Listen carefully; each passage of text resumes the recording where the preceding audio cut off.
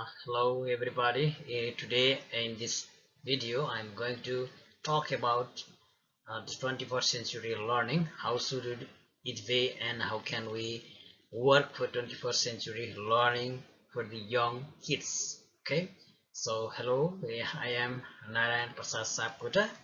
So I prefer to say as an educator, trainer and teacher. So I work as a master trainer in Quest, Nepal. So what should be the 21st century teacher? A 21st century teacher should be a leader, reflective practitioner, content specialist, learning specialist, I prefer to say. And among them there are so many categories, subcategories, domains, subdomains, as you can see in the video itself.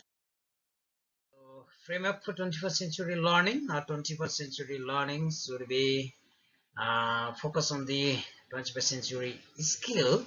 So under those skills, life and career skills come, and learning and innovation skill, information media and technology skills, and the core of them all is core subjects and 21st century themes. So 21st century learning and innovation skill comes under creativity, communication, collaboration and critical thinking. Otherwise they are also known as higher order thinking skills. So another are life and career skills, that means adaptability, flexibility, initiative and self-direction. Social and cross-cultural skills, productivity and accountability, leadership and responsibility. So information media and ICT fluency skills, so these also all come under as a very prerequisite for the 21st century learning. So as you in this photo you can see the iceberg illusion. The success that we see is a very little, very bright what other people see, but to work to get that success, the what it is seen is that persistence should be there. There are failures, there are sacrifices, there are disappointment, dedication, hard work and disciplines are all hidden, and the outcome of these all hidden things, the only one is success. That's called the iceberg illusion. So the best way to import the 21st century learning skill is the project based learning. So I'm going to focus on the various components of the what is project based learning. So project based learning, you can see a wheel here. So it shows need to know, inquiry and innovation, 21st century skills, students voice and choice, feedback and revision, publicly presented products, driving questions or challenge. Okay, so what are these? How can we do this? So here comes. So forward now. So first comes what is project based learning. So it is a model for a classroom activity that shifts away from the classroom practices of short, isolated, teacher-centered lessons and instead emphasizes learning activities that are long-term, interdisciplinary, student-centered and real world. So all these, that is in a short we can say it is the student-centered. So why will students buy into the idea of PBL or project-based learning? Learning experiences are designed as complex, authentic, that is real-world projects. The context for many of the projects are found outside the school walls. Projects emerge from needs in the community or home. They arise from social issues or perhaps physical, emotional, or recreational needs. Some can be linked with industry or business activity. Project-based learning engages students in complex real-world problem solving. That is, students use prior knowledge and resource skills. Students determine what new academic knowledge and research skills are needed to acquire them. Students gather information from a variety of sources. Teachers encourage work that is complex and draws on a full range of students' ability. So in a short, we can say it is academically rigorous process. So another component is project-based learning engages students in complex real-world problem solving that is relevant to students and the community. Students choose project based on interest, the value in the community, real life issues, and they know what they are learning for. So project-based learning engages students in complex real-world data problem learning, empowers students as an active learner. The great prospect of the project-based learning means students are active learners. So under that, they demonstrate their knowledge, okay, and students negotiate project ideas and assessment criteria with teachers and community members. Teachers act as coaches and facilitators. Teachers encourage intellectual risk taking. Deeper learning through PBL. So you can see here Bloom's taxonomy, its cognitive part is shown that starts with the remember, understanding, apply, analyze, evaluate, create up to create. But the PBL encourages just the flip the Bloom's taxonomy, that is, it goes into the down. So deeper and deeper and deeper knowledge. Just the Bloom's taxonomy is now it is deepened down, it is flipped down. Okay, so another part of project-based learning is multiple intelligence of the students. Okay, the students choose their topic according to their multiple intelligences. Some students are naturalist, interpersonal, intrapersonal, existential, verbal and linguistic, logical and mathematical, visual or spatial, musical or rhythmic, and some are bodily kinesthetic. So through PBL, students can nurture the inborn multiple intelligences. So in short, we can even say PBL is all about multiple intelligence based. So here in a short, again the next slide is shown of the multiple intelligences. So there are, you can all see here all the skills that can be seen among these.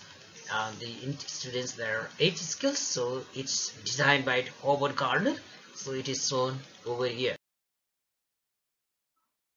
So during PBL, what teachers and facilitators will so provide opportunities for in-depth investigation of worthy topics, allow learners to become more autonomous as they construct personally meaningful artifacts that are representations of their learning, motivate students by engaging them in the learning. Why should I do PBL? Provide opportunities for students to pursue their own interests and questions and make decisions about how they will find answers and solve the problems. Improve education for all students. Facilitates the students' integration of the content of different subjects. So integrated learning is here in the PBL. So another part is children to use their own minds well and applies that they learn in school to lifelong individuals. So they are learning not for academic certificates, but they are learning for lifelong processes. Helps students to become technologically literate, establishes connection to the life outside the classroom, addressing real-world concerns and developing real-world skills. Skills learned through PBL are those desired by today's employers. Great, one of the more prospects. So these all come under why should I to PBL? What are the benefits of PBL? Now in short, let's discuss it. Offer multiple ways for students to participate and to demonstrate their knowledge across different kinds of intelligences. Saves students away from doing only what they typically do in a classroom environment. Encourages the mastery of technological skills, thus preparing them for workforce. Serve as a medium for students who don't really take part in the active learning processes. So the next component, what are the benefits, still is going on.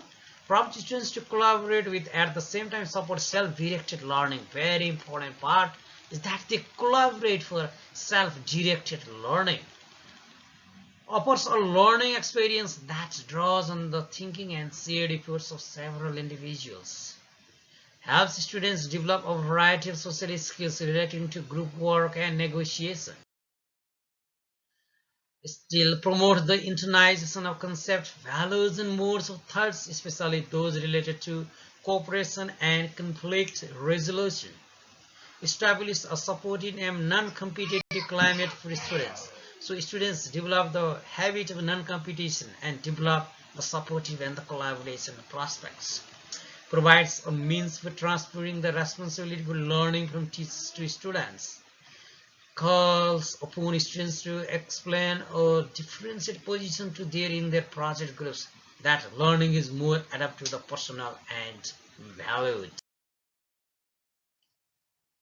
So now question comes, PBL instructional design components. So you can see a wagon wheel here. So assessment, instructional delivery. So first comes with the curriculum design, then how to deliver that instructional delivery, and then the very important part is assessment and evaluation. So these three are the components of PBL. So objective designation, activities on the basis of the multiple intelligences, and the learning of the students should be assessed. So it is all about assessment for learning, not assessment of learning. Okay, so assessment for learning is measured in the PBL. So first let's discuss about the curriculum design. Simultaneous outcomes contains standards, habits, minds. What do I want my students to know and be able to do? So it's all about the goal setting, objective setting. Then comes the second, instructional delivery. So how I'm going to deliver that PBL, how I want to, the activities of the project based learning are going on. So we will talk here 6 A's of PBL: teaching and learning, design a framework, design tools, instructional strategies. What instructional strategies will facilitate students' engagement and learning? First comes the assessment, then comes the evaluation, collecting evidences, product, process, progress. What evidence I will assert of students' progress and what will be the criteria for success? So for here, the rubric-based evaluation counts a lot. So teachers are suggested to develop their own rubric model to assess and evaluate the student. So now 6 A's of designing projects we will be talking here. So first one is authenticity. The project should be quite authentic. The project should be quite authentic. So that might be problem or question. Okay. So that counts the social value.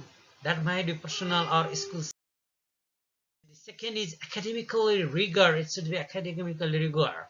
Does the project lead students to acquire and apply knowledge centered to one or more discipline or content area?